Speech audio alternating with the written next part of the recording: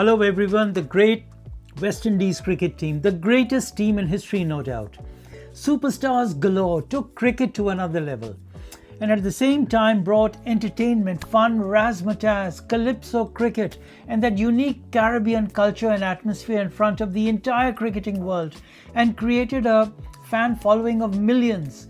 For me personally, to watch the West Indies play in England in the 1980s and 90s was an experience and an absolute pleasure because you not only watched top-class cricket, you became part of the way the Caribbean people celebrate and enjoy their cricket in their own unique fashion.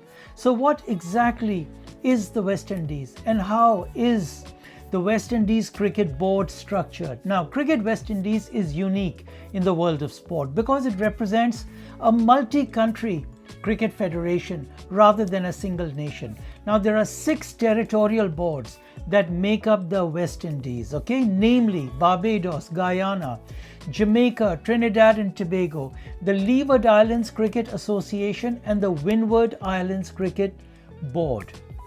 Now, the Leeward Islands Cricket Association is made up of 7 territories: Antigua and Barbuda, St. Kitts and Nevis, Anguilla, Montserrat, the British Virgin Islands, the US Virgin Islands and St. Martin.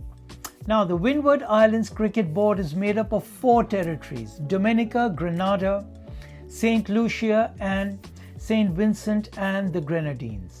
So, in total, there are 4 countries individually as members of Cricket West Indies and 2 groups of countries which make up the remaining 2 membership, total 6 members. So in total, that also means that there are 15 individual territories out of which there are 10 sovereign states and 5 overseas territories that make up West Indies. And the 5 individual overseas territories are the BVI, Montserrat and Anguilla, which are UK overseas territories. Then there's St. Martin, which is a Netherlands overseas territory, and the US Virgin Islands, which is a USA overseas territory.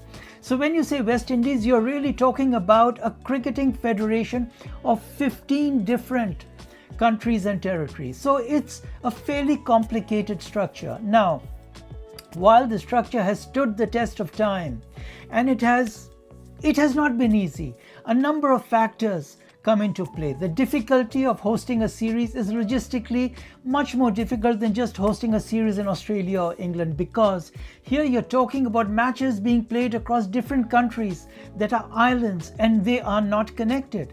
And of course, the politics and the rivalries between the various territories, which is but natural. Can you imagine if Bangladesh, Sri Lanka, India, Pakistan and Afghanistan was to host one team?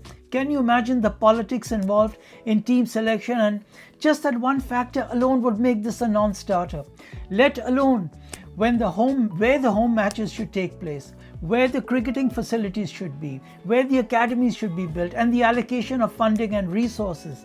It would be an absolute nightmare and a non-starter. But the West Indies Cricket Board has handled this fantastically well over the years till now. And they became the greatest cricket team of all time in the 70s and 1980s. And all credit to them. And I, for one, have been a fan of West Indies cricket since my childhood days. Now, in future, I'm going to talk a little bit more about my personal thoughts on the West Indies Cricket Board structure. But in the meantime, this was just an opening discussion to set the framework for my future thoughts and to give you an insight into the complicated nature of the West Indies Cricket Board, which must not be easy to manage. Okay?